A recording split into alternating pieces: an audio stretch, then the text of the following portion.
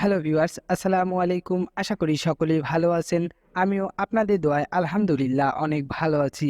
আজকের এই ভিডিওটিতে আমি দেখাতে চলছি যে কিভাবে আপনারা ইউনিয়ন পরিষদে না গিয়ে অনলাইন থেকে আপনার জন্ম সনদটি ডাউনলোড করতে পারবেন। তো বেশি কথা না বলে ভিডিওটিতে চলে যাওয়া যাক। ভিডিওটিতে চলে যাওয়ার আগে অবশ্যই আমাদের চ্যানেলে নতুন হলে চ্যানেলটি সাবস্ক্রাইব করে বেল বাটন বাজিয়ে দিবেন।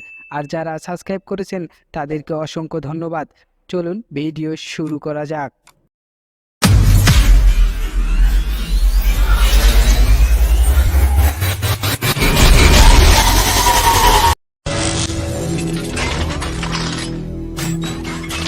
কম্পিউটার স্ক্রিনে আসার পর আপনারা যে কোনো একটি ব্রাউজার ওপেন করে নেবেন। আমি সাধারণত ক্রোম ব্রাউজার ব্যবহার করি, তাই আমি ক্রোম ব্রাউজারটি ব্যবহার করছি।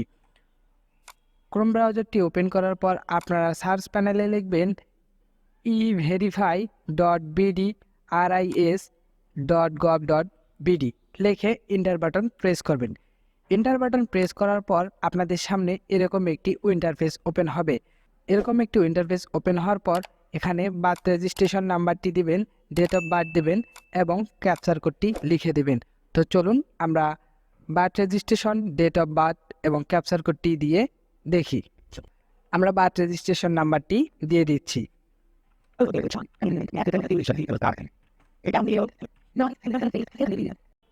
এবার ডেট অফ বার্থটি দেব।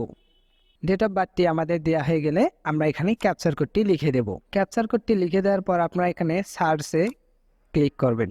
সার্চে ক্লিক করার পর আপনাদের সামনে আরও একটি নতুন ইন্টারফেস ওপেন হবে।